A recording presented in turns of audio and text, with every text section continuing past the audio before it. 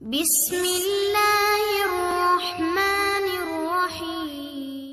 عیسایانو به داسې کوله چې کتاب چې دوی ته کوم راغلی و، یعنې یهودیانو به په تورات کې او عیسایانو به په انجیل کې رد و بدل کوو، تحریف به پکې کوو، د خپل ځان نه به پکې خبرې شاملې کړي. یعنې هغه خبرې چې هغه په تورات کې نه وي، هغه خبرې چې هغه په انجیل کې نه وي، دوی به پکې ځان نه شاملې کړي. عیسایانو به په دې کې د خپل خواهشاتو مطابق احکامات د ځان نه شامل کړه. لکه مثال په طور باندې دا خبره به کې شامل کړه چې عیسی علیه السلام مونږ ته ویلي وو چې تاسو زما عبادت کوئ، زه خدای یم. عیسی علیه السلام مونږ ته ویلو چې زه خدای یم، زما بندګي کوئ. داسې قسمه خبرې. یا د یهودیانو دا خبره شامل کړه چې موسی علیه السلام مونږ ته اعلان کړی و، تورات کې دا خبره مونږ ته بیان کړې وه چې تاسو به د قیامته پورې قایم او دایم یې، او زما د دین چې کوم دی دین موسوي دا به د قیامته پورې، بل دین ناقابل قبول دی، بس صرف په دې دین چې څوک چلیږي دا به کامیابي. په داسې قسم خبرې پکې ځان نه شامل کړی.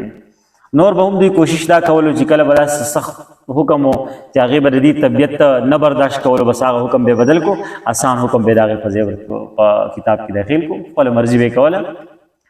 تورات او انجیل چې کوم دی د خپلو خواهشاتو مطابق بدل کو، تحریف به کو، او صرف دا نه چې تحریف به کو، بدل به هم کو. بیا به دا دعوه کوله وایي دا کوم څه چې مونږ وایو دا د الله د طرف نه دي، یعنې دا الله نازل کړي، دا خبر الله نازله کړي دی. داسې دعوه به د دې خبرې کوله. نو یو طرف ته د الله په کتاب کې تبدیلي، یو جرم خدا شو، بل طرف ته د دغې خپلو خبرو نسبت الله ته کول، نو دا خو داسې ده لکه په الله باندې چې دروغ وی، الله طرف ته د دروغو نسبت کول لسمونه وټه ګناه ده. نو دوی به داسې قسمه کارونه کوله. نو الله رب العزت آیتونه نازل کړه او د دوی دغه مکر و فریب او دغه چال او سازش یې ناکامه کو، او په دوی باندې رد وکړو چې ګوره دوی داسې چلونه کوي، دوی داسې چلونه کوي.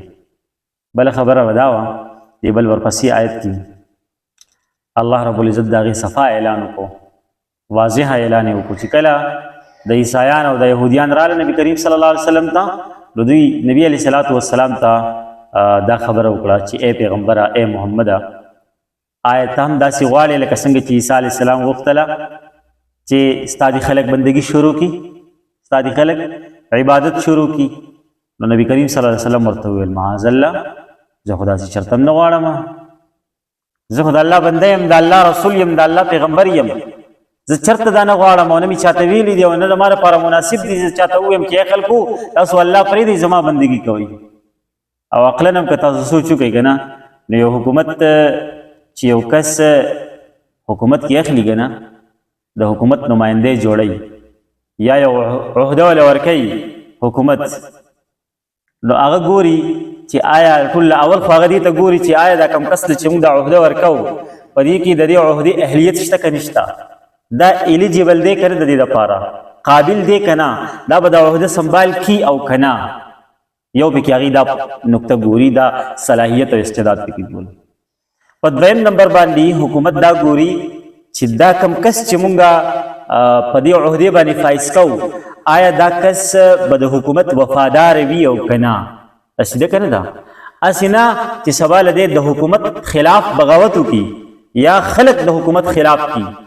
دې خبرو ته خیال کوي که نه؟ دا دوه څیزونه عام طور باندې ګوري. صحیح ده؟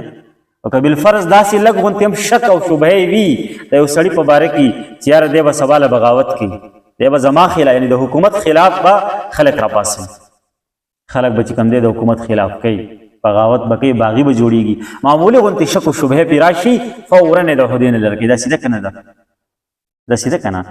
نو ستاسو وایي چې الله رب العزت به داسې چاته نبوت ورکړي چې هغه به د الله خلاف خلک په بغاوت مجبوره کوي، خلکو ته به وایي چې تاسو الله پرېږدئ زما بندګي کوئ.